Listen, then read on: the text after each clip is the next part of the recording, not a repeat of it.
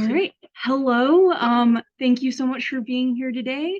Thanks for joining us for International Student Job Search. We're going to go over resources, tips for searching, some strategies that you might want to incorporate. So we will go ahead and jump into things. All right. So hello, my name is Christina. So we'll be talking to the folks online as well as our students in the room. So just a little bit about me. I have done career advising for a little over 5 years, and I have worked with international students in different capacities.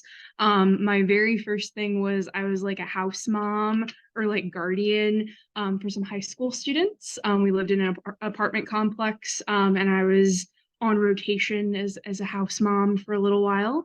I worked with a lot of graduate level students at the University of Arizona, where I worked in their graduate housing. Students from all over the world were there. And then once I moved more into career services, I worked with, or would be referred, a lot of the international students at Christopher Newport just because of my previous experiences.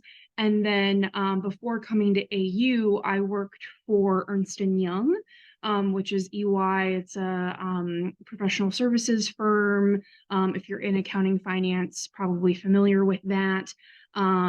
But I would often have to explain based on the different areas of the company, which areas would hire international applicants, because blanketed, yes, EY will hire and sponsor candidates, but there were certain stipulations, so I would sometimes explain what those were.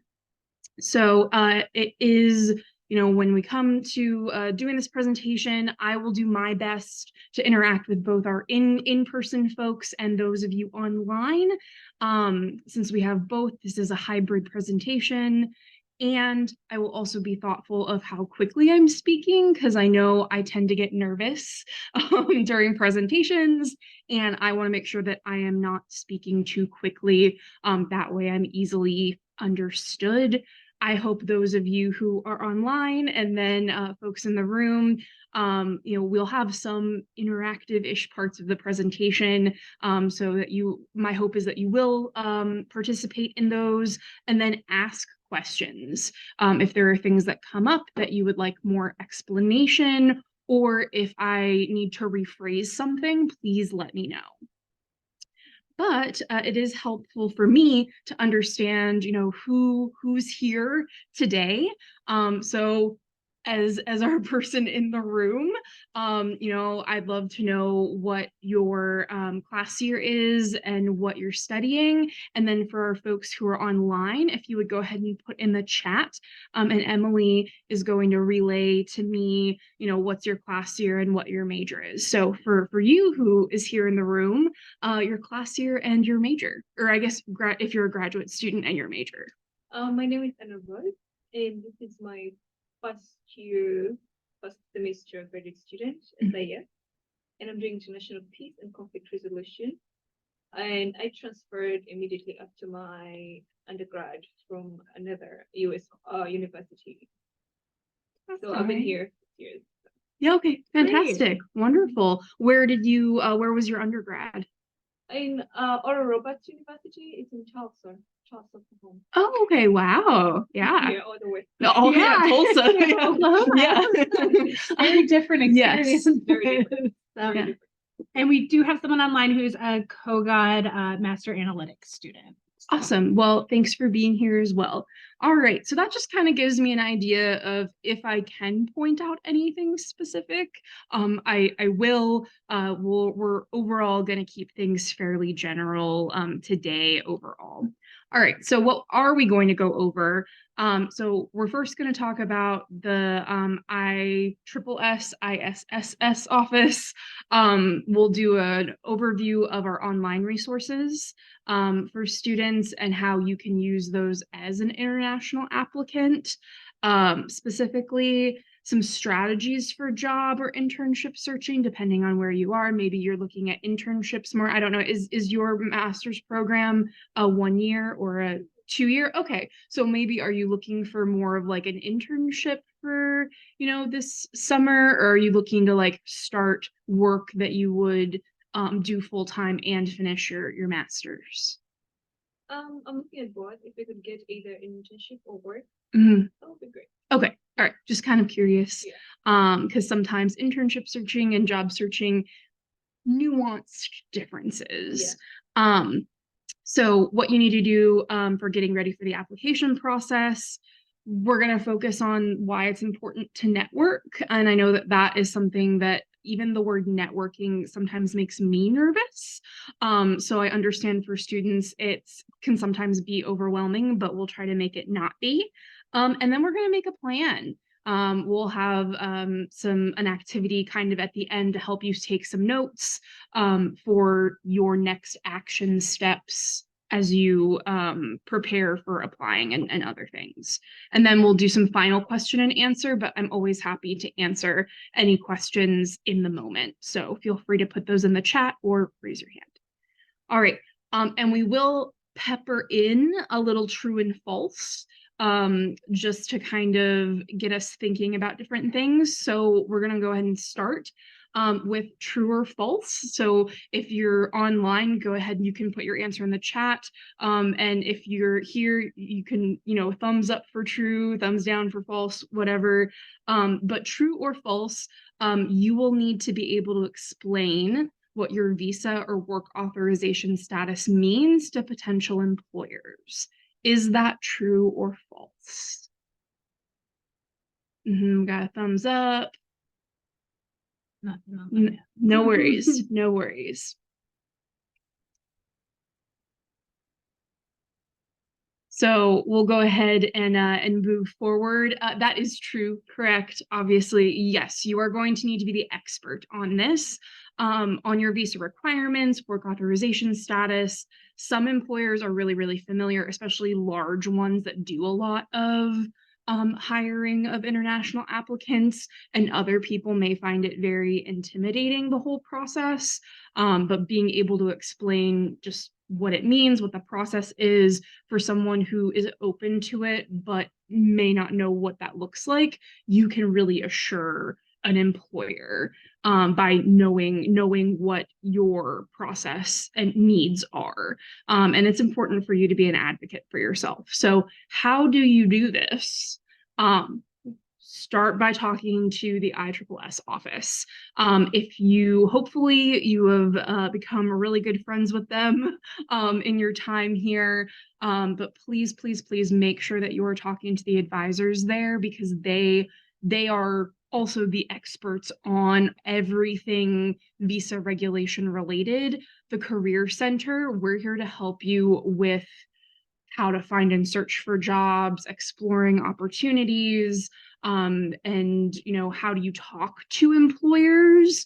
But in terms of actual regulation on these visas and work authorization, you have to talk to ISSS. They're the ones that you need to be discussing this with.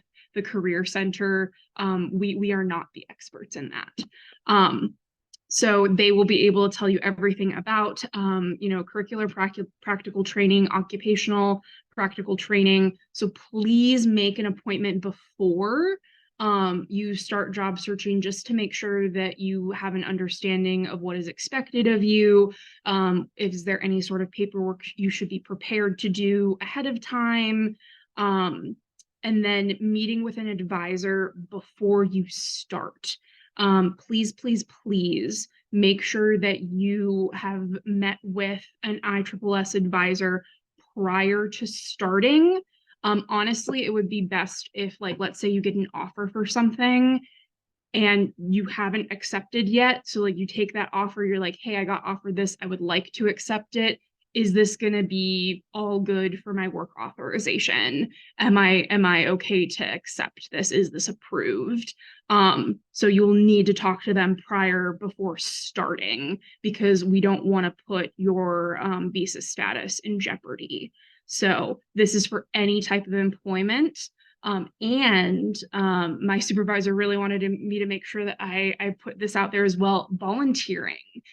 Please make sure any employment and volunteering you are getting approved by ISSS. There is a link on here. All of the links in this presentation will be a resource that you will receive after we'll do follow-up. But that is a link that goes directly to the advising page on ISSS, and you can set up an appointment with one of the advisors. So let's get into the stuff that we can really help you with, walk you through, share information about. So these are some of our online resources. These are some of our online resources that you have access to, and we'll take a look at them a little bit more in detail later. But Handshake you're probably familiar with. That is our career platform. There's resources in there. You are able to search jobs, and you're also able to look at jobs that have marked that they are open to international candidates. Going Global and Lock and You are also additional resources. We'll take a look at those in depth in a moment. Big Interview is a really interesting platform where you can not only practice your interview skills, so if you want to make sure that, am I coming across the way that I want to employers? Can I answer these questions well? You can practice that there, but there's also videos on different playbooks for a variety of populations, one of them being non-native English speakers, English as a second language. So if that's something that you kind of want extra help with or support or resources, that's there. And then for your networking, we have Alumni Fire, which is AU alumni and student based, and then LinkedIn, which is going to be a much broader population of professionals. So with that, I also included, and again, you'll have this when it's sent to you, some different links about exploring H-1B visas are the most common. Again, I'm not going to go into a lot of visa information stuff. That's not my place per se, but H-1B visas are the most common. So we have some resources on exploring employers who do sponsor, as well as databases of information pulled from the Department of Labor. All right. So I think that brings us actually into looking at these resources online. So, I can just go. Yeah. Oh, perfect. Sharing the whole screen. Thank you. Oh, wonderful. Alrighty. So we're going to go ahead and go to Handshake first. So I would always encourage students to kind of start here. A couple of things. One, when you go into the jobs area, yes, you're going to have all different types of jobs you can look for, but if you want to filter through the things that most specifically have already said, yes, we hire international applicants, go to all filters. And when this pops up, you'll want to go ahead and scroll all the way down. It's towards the bottom, but we have work authorization. So you can click off any of these that you want to see specific jobs for. But if we were to look at this almost 23,000, if we go ahead and click all three of them, that is going to take us to a little over 6,500. That's still quite a lot to look through. You'll have to, of course, narrow down your locations, any other specifics, your search terms, all that good stuff. But I wanted to make sure you knew how to specifically narrow down the job area using this platform. And then something else, which I will mention a little bit later in terms of a tip for searching and exploring employers. If you go into the employers area, unfortunately, there is not filters set up for like visa sponsorship. I wish there was. But instead, what you would want to do is usually it's larger employers who are more likely to do sponsorship.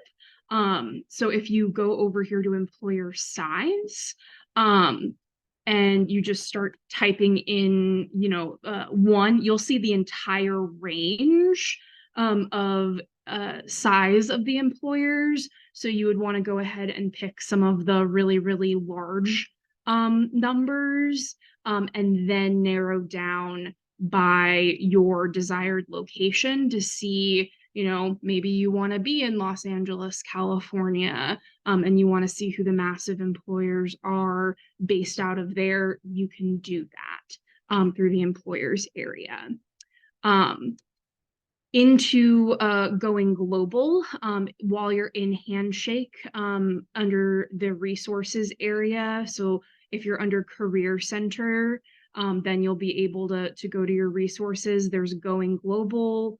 And in here, there's a lot of different resources that you are able to take a look at, career guides, searching jobs and internships, but then there's specifically this H-1B plus area, and you are actually able to look through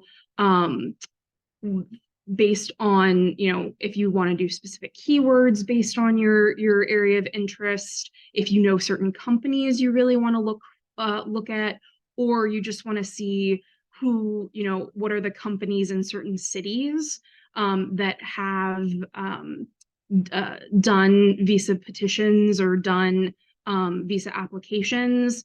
You are able to fill out a variety of this information, or you can just see what applications were submitted in certain years. So if you wanted to look at all of the years since, like, let's say the pandemic, because that's going to be a really good snapshot of who is more recently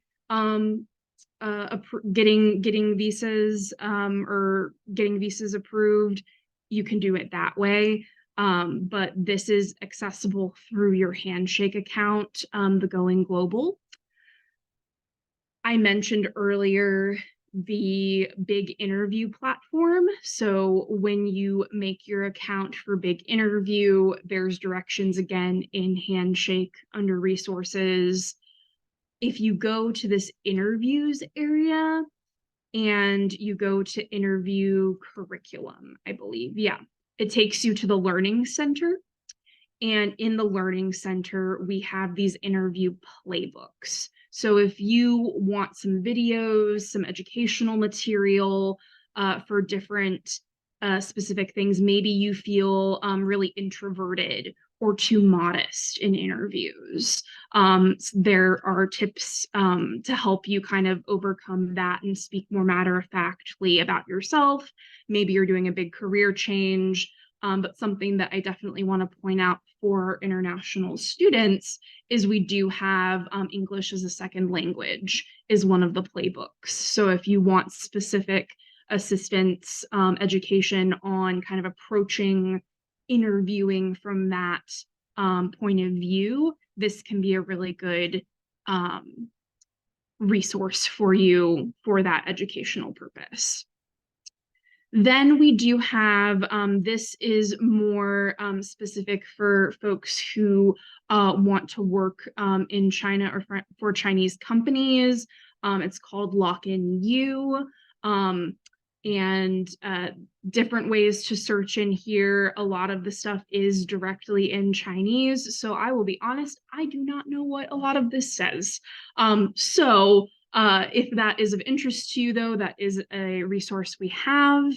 And then similar to your Going Global HB1 Plus, I would start there with Going Global. But if you want additional comparison, we also have this H-1B grader where you can look at job titles, companies, cities, and this is also pulling information from the Department of Labor, what we know of applications that were approved, what companies, how many companies got applications approved for visas. So this is another place that you can look and compare information. So with that, And I guess, just want to yes. reiterate for folks in the room, we are sending the PowerPoint after, and these are all linked. So you'll be able to access all of this, all of these resources and information. So all of these sites are also on there, but we specifically looked at the H-1B grader. These other sites that are kind of lists, they provide like top lists of sponsoring employers. A lot of them are very repetitive, but depending on the types of industries or whatever criteria they're using, there's a little variance, but overall pretty similar information. Just wanted to give you all options. So with that, we'll go to our next true or false question. So we're moving into our strategies for job searching. True or false? You know, from your perspective, is this true or false? I should split my time 50-50, so half and half, between searching for jobs in the US and searching for jobs in my home country right now. How do you feel about that? Like, true or false? Yeah, I think it's true. You think it's true? I think it all goes back to what you're interested in. So maybe you can get a job back in your home country, and maybe you can't find it, and this is where your interest is. If you can't find it in the US, then just follow your career path. Yeah. Go for that. Thank you so much. No, that is great. And I agree with you, and it matters about your interests. So the person in the room was saying it matters about like your interests and kind of, you know, being open to US employment, but also maybe employment back in your home country. So I agree with that. Yes. I would have to say, even outside your home country, Yeah. you just have to be open. Be open. Yeah, absolutely. I 100% agree. Like, you just have to be open to all opportunity. So this was kind of a trick question. I don't know, did our person? No, No. we have a couple of folks online. No one. That's okay. No worries. I hope you all will, but no worries. So this is a trick question. I love your answer that we talked about. I'm saying false because, like, I think it's really easy for us to say, all right, I'm going to spend half my time doing this and half my time doing that. You also have to think about the timelines of different things. So right now, if your goal, like you said, what is your main interest? If your main interest and goal is US employment, well, you probably want to be spending more time on that right now, but being open to other opportunities. So it may be until a certain point, maybe like March or April, that changes and you kind of shift and you open up to more things in your home country, international employment somewhere else. But if the goal right now is US employment, I would say spending the majority of your time doing that is probably where you want to be. So it was a trick question, but you had a really good answer. So I would say right now, 70 to 80% of your time, if you are looking at US or looking at US-based organizations, but as your circumstances and as time goes on, those percentages are going to shift. So when we look at the different strategies for job or internship searching, some things that you might want to be aware of is, you know, and this you can do with a career advisor, is narrowing down your career interests to have focus in your applications. Something that we see a lot is just that people are like, I'll apply to anything and everything to see what works out. But a lot of employers are going to look at things and be like, well, why does this person want to work here? Like, this doesn't make sense. So we want it to make sense. We want to show that there's a reason that you're interested in these jobs. There, you have the skill set for these jobs. So working with us to narrow down your interests is really important. As I mentioned before, researching large companies. The bigger the organization, the more likely they have sponsored people in the past and at least understand the process. There may be startups, there could be smaller organizations, nonprofits, any organization, depending on, the regulations put on them, could potentially be someone who could sponsor, but larger companies are much more apt to do it. We also don't want you wasting time on organizations that won't. So in the US, if there's certain government regulations, if it has to deal with national security a lot of the time, or if it deals with organizations that deal with national security, there's just a lot of stipulations. If you aren't sure whether or not they sponsor, trying whether it's at a career fair or through Handshake or talking to a career advisor and seeing if we have a recruiting contact at that organization, to ask, like, do you all sponsor candidates or have you sponsored candidates in the past? Just so you know that you're not putting out applications that aren't going anywhere.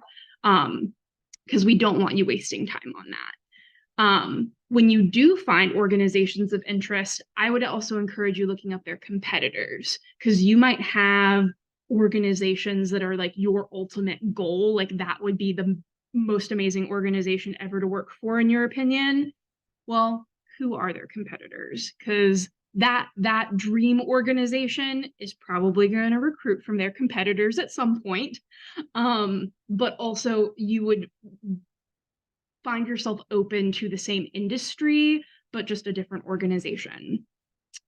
We also want you to know why you want to work in certain industries or at specific companies. And this is really important when you finally get to interviews, but also writing cover letters for applications.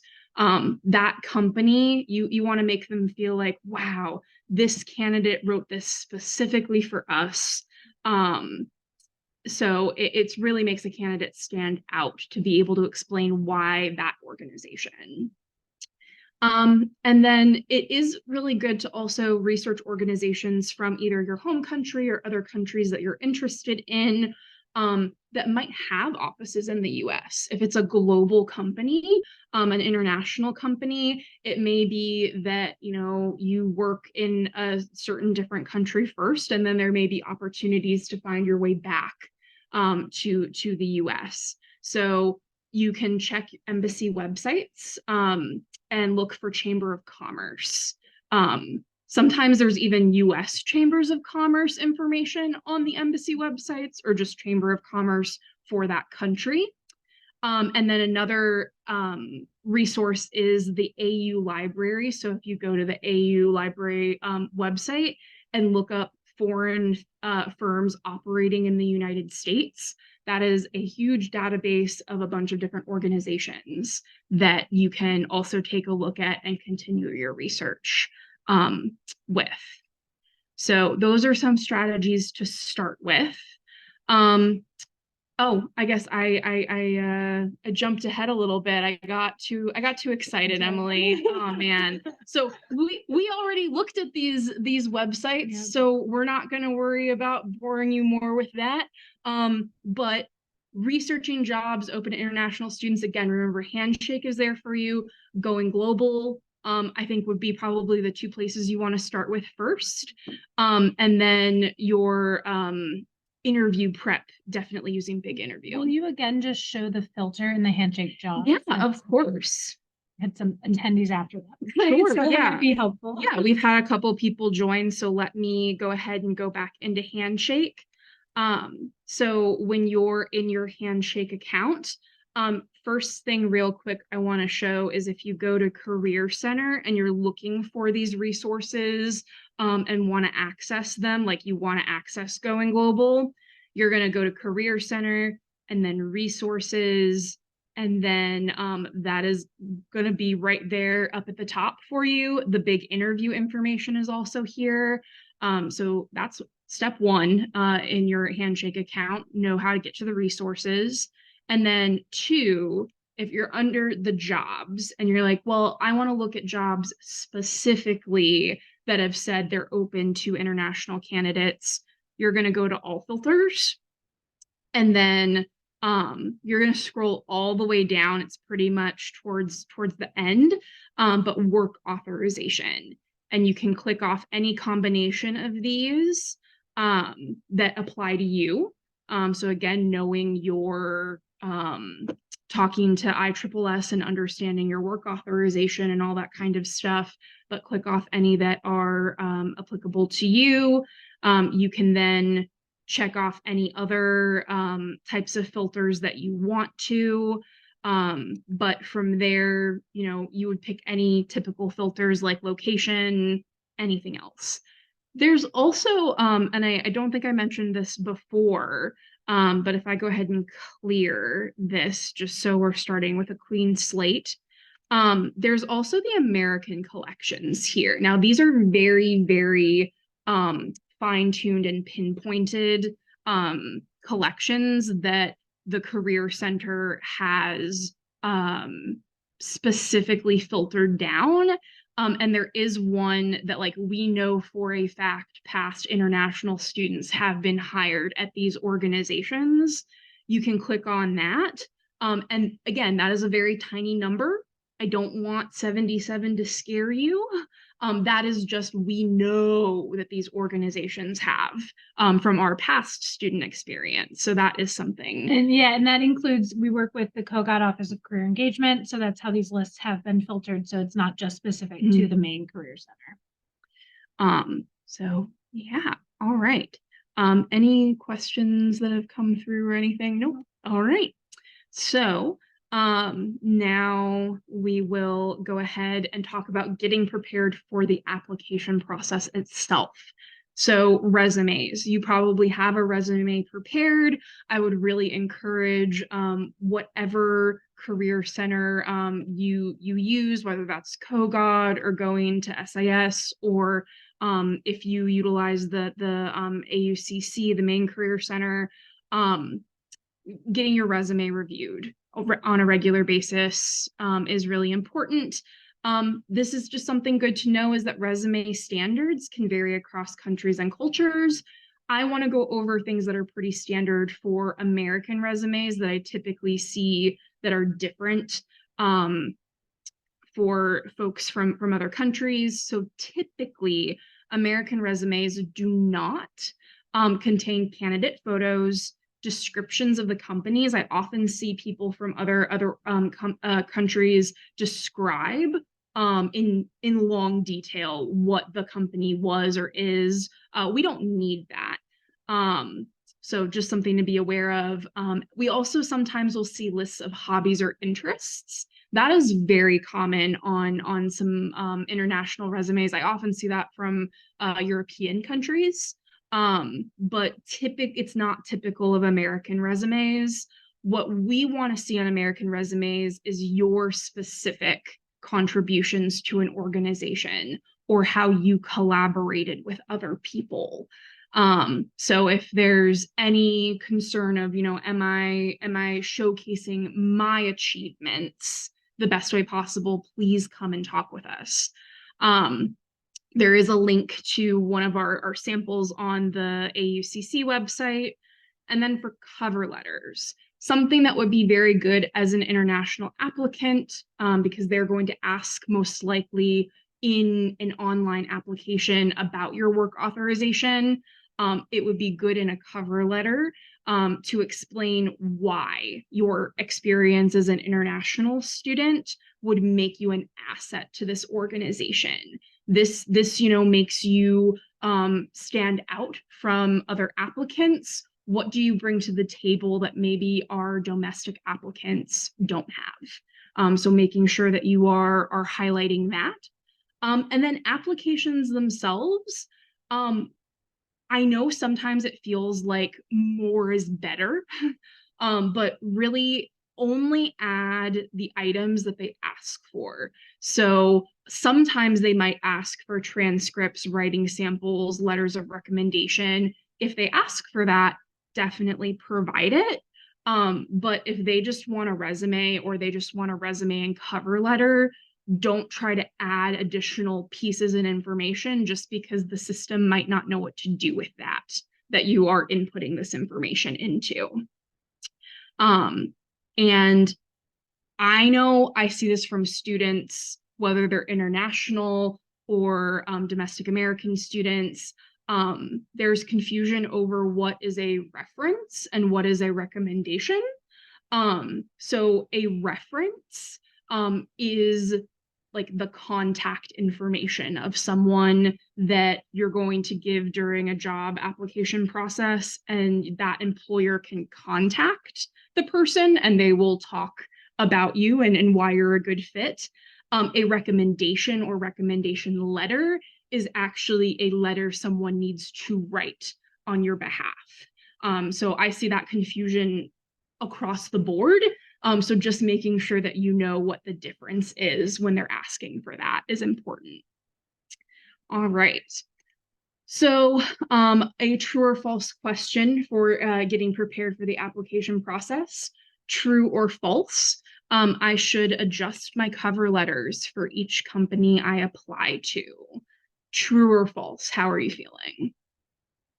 I think, yeah, it's very important to adjust it so that you can fit in maybe the requirements and see how you can with your skills.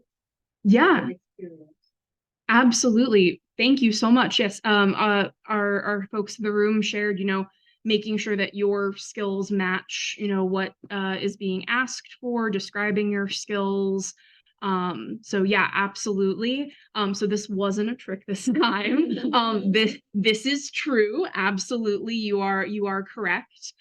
Tailoring your documents shows that you really understand what the position is, you've done your research, and you really want to work there at that organization.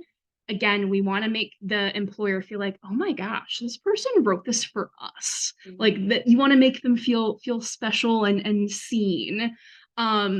So make sure that you name the company in the letter and what job you're applying to. I see in a lot of letters, again, across the board from all students, they put the wrong thing, or they use the same letter every time and they don't change what it is that they're applying to. That application is going to get thrown out. Explain why you want to work for that particular organization in a cover letter. And it can be really good to show not only your research, but connecting to your skills or interests, identifying what the organization's mission or values are, and how your professional experiences, abilities, or interests support that. So it shows that your interests or experience are aligned with their mission.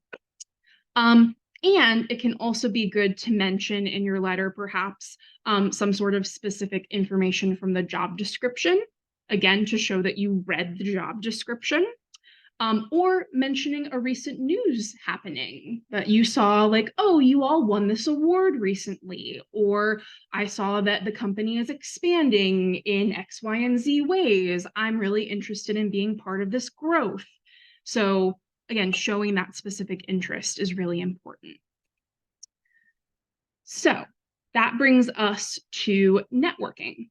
So I know, as I mentioned before, that networking can kind of be a scary word. I know it makes me nervous sometimes, but that's okay. We're all in this together and we're here to help you get connected and learn how to network. But something important to know is, why is networking important? People often want to refer or offer jobs or share job leads with people that they actually have built relationships with, or that they have, a good understanding from someone else. So, a friend of a friend recommended me for this.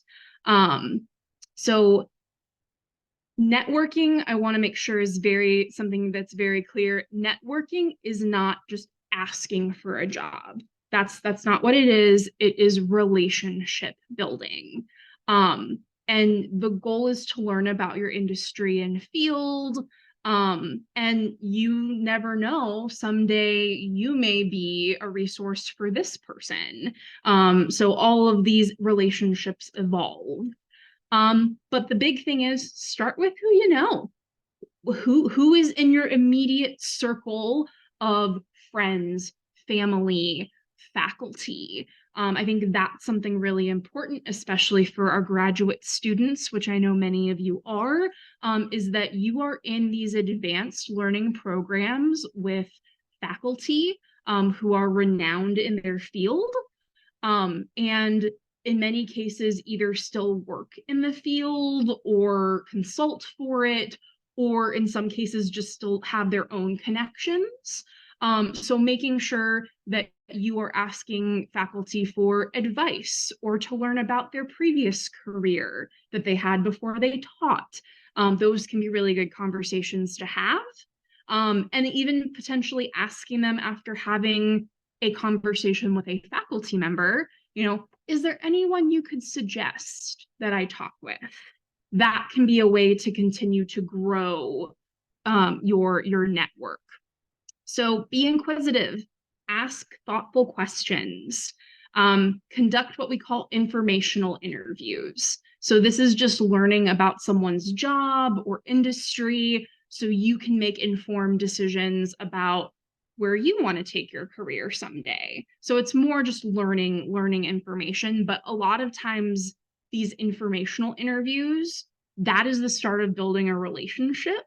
And that can eventually lead, maybe not immediately, but down the road to opening up opportunities. Something that you want to have ready is kind of what we call an elevator pitch. So a few sentences about yourself. Who are you? What have you been studying? What are you interested in? If you do start to have a spontaneous conversation. And then making sure that whenever you have the opportunity, whether it is you went to a career fair and talked with people, or you went to an employer information session or an alumni mixer event, follow up with these contacts, thank them for their time.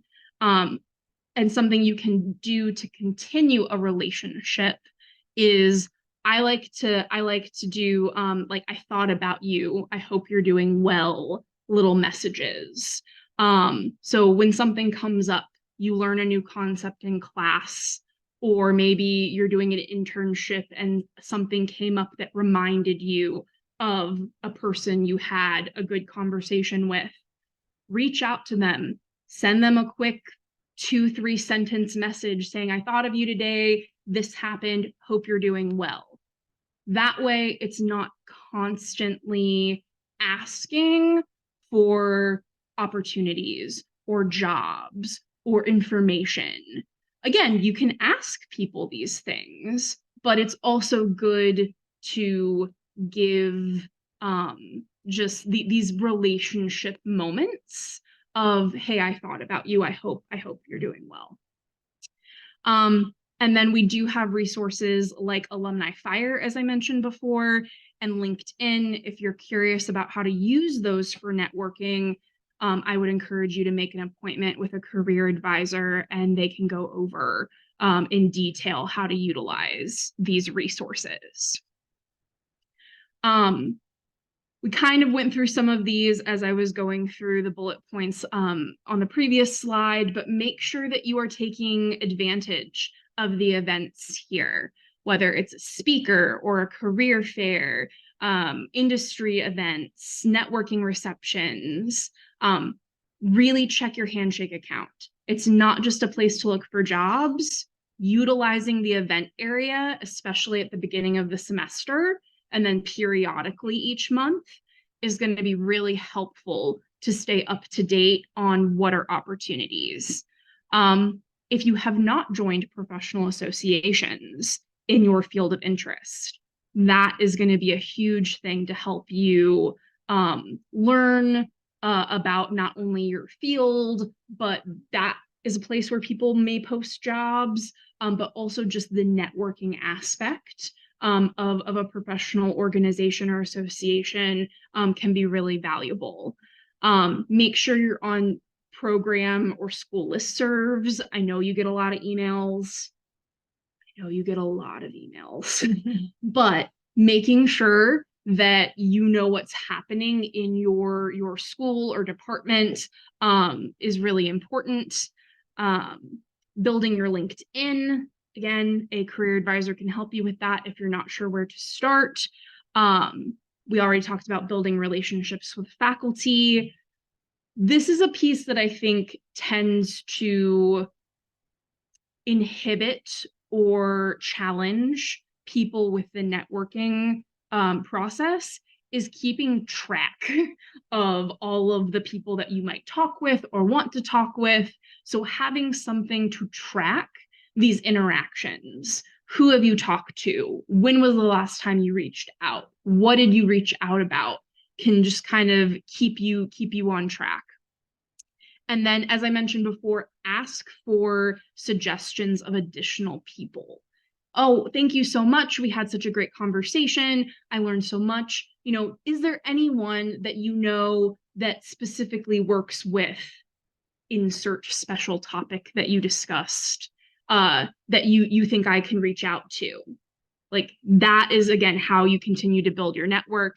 And always, always, always make sure to say thank you. All right, so this brings us to our part of let's make a plan.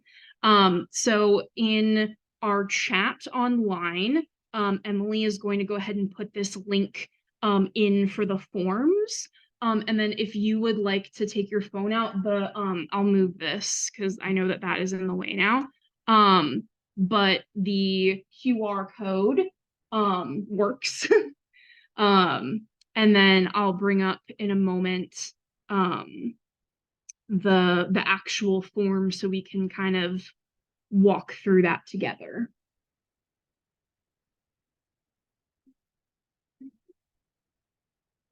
Did the form open up for you okay? Okay, great. So with that, you're going to get this form that at the end, you're going to be able to save your answers. So this is for you, but I wanted to create something that was just easy for you to kind of click things off or write quick little notes to yourself of, all right, you just listened to me share a bunch of information. What do you actually do with that now? Or how do you take the next step for this process? So let's start with thinking about, okay, while we can't answer your visa questions, you probably have some visa questions. What do you need to talk to ISSS about? So you're able to rank how knowledgeable you feel on certain areas related to CPT, OPT, the types of visas that you could potentially be eligible for. And how comfortable or how knowledgeable do you feel about the process of getting your CPT or OPT approved? Then we come down into how knowledgeable you feel about certain career topics. So this is great stuff to bring up in a career advising appointment. So how to identify employers who sponsor international candidates.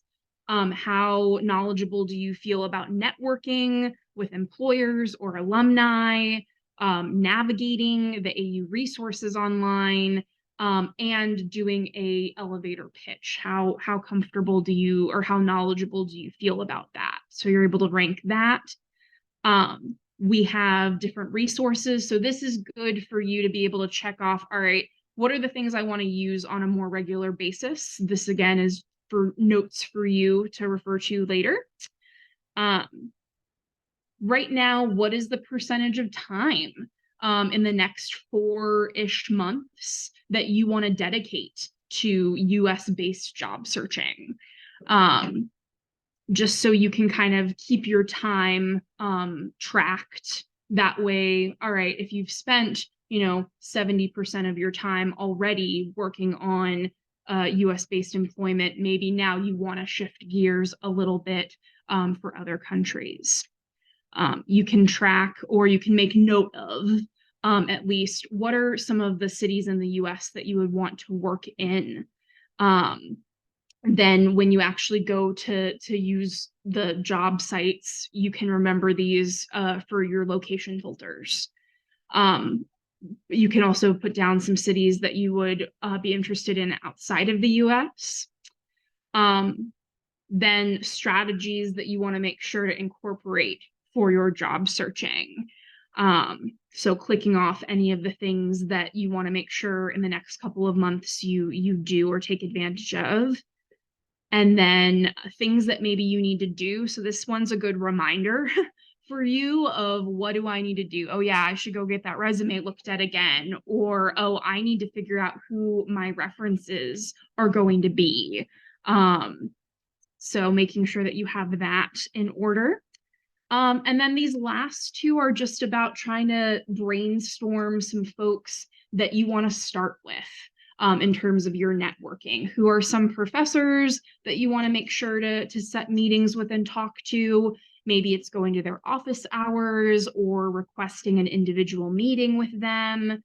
And then family members or friends that you want to just discuss like your career interests with. But also, especially if it's a peer or a friend, what are their interests? How can you maybe help them? This is a group effort, if you will. So once you submit this form, it'll submit, but then you're going to go ahead and hit save my response. That way you will have a copy of these answers. And, next week or when you are on winter break and you finally have more time to apply to things, you can go back to this and continue to structure a plan for what you need to do for your job search. So that brings us to the end of things. So we're here for questions. If you have any questions for our folks in cyberspace, if they have any questions, we'll hang out to answer those. Otherwise, that is everything that I have for you today. Thank you. Thank you so much for the presentation. It's really helpful. And my question is it possible to send our CVs or resumes for you to go through them before we can actually use them? That is a great question. So just for the folks online who might not have been able to hear the question, it was about, sending resumes or CVs for review prior to applying to things. So honestly, what we typically would really encourage is for you to make an appointment, because the thing is, it can take a really long time if someone were to just email me their resume to look at. It's going to take me way longer to like write all of my notes and my explanations than it is to actually have a conversation with you. So depending on what school are you in? I'm an international school. Okay. So they do drop in, correct? So they do drop in. So when you're on campus, going up to the office to say that you would like to meet with a career advisor for a drop-in appointment. So you will go straight to them and be able to have that conversation. We have virtual hours as well. Oh, they do have virtual hours as well? Okay, great. But yes, so you will want to either drop in virtually or in person. They've moved away from scheduled appointments for right now and just are doing the drop-in model. Yeah. So for folks online, if you are in SIS, the SIS office, their career center specifically has a drop-in model of advising. So you can meet with them virtually or in person if you're in or on campus. But yes, I know that they would love to be able to help you and look over your resume. Mhm. Yeah. No questions from online folks. All right. Anything else that you can think of? So maybe I would love to know like what kind of advice can you do for someone who is in out of the job field for some time? Okay, so the question, oh, sorry. And How can they get back into the market to be able to stand up on feet? yeah, okay. So for our online folks, the question is, how can someone who maybe has been out of the job market for a little while, so like if they've primarily been focusing on maybe school or family or like personal matters and they don't have specific jobs, you know, over the last few years. So I think part of that is one, because of the pandemic, like I think a lot of people kind of understand a little bit better now that like life happens. Yeah. But part of it is like as a student, like if the gap is from like I've been attending school full time, they're gonna see that on your resume of like, okay, you've been a full-time student. So I wouldn't worry too much about that of like it being, you know, you're gonna have your education typically at the top of your resume. So seeing like, hey, I've been doing this for 2 years, however long, and then your most recent work experience is a year or two ago. That's not a bad thing. If someone has like a major gap, just because again, things happen, depending on, I've seen different things. If we're just focusing on the most relevant stuff for the jobs you're applying to, it may, like, if people are only putting the most relevant things, there may be gaps a little bit on the resume anyway. The other thing is I have seen people, like, let's say they had to become the primary caretaker of a family member, they've actually put that on their resume. And have a note or an entry on there about what they did as a caretaker, but they've focused their bullet points on things that, from in a lot of ways, this very difficult life experience, things that maybe they've done, maybe they had to interact with doctors a lot for their family member, or you know, different things, lots of communication. That's what you would put as your bullet points, is stuff that is still relevant to the job that you want. Yeah.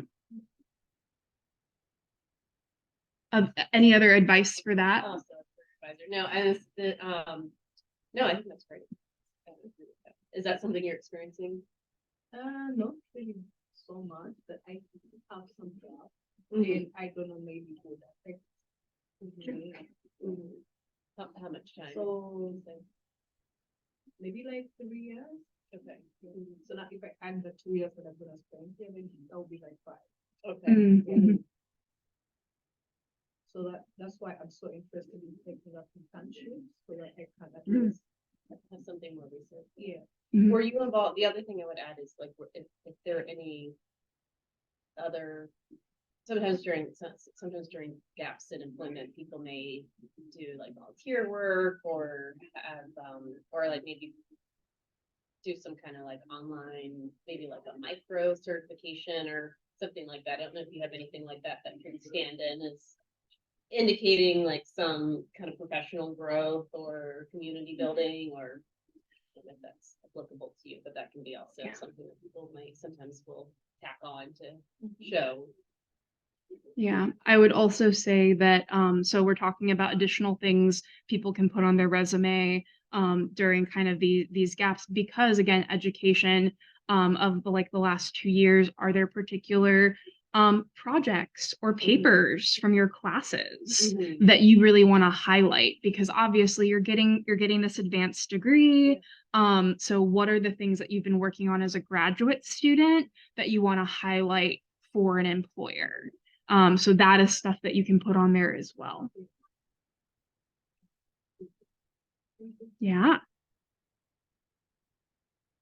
All right. Online. Yeah. All right. Well, thanks online people for joining us. I love your break. Yeah. I have not been there. Alyssa, nice to meet you.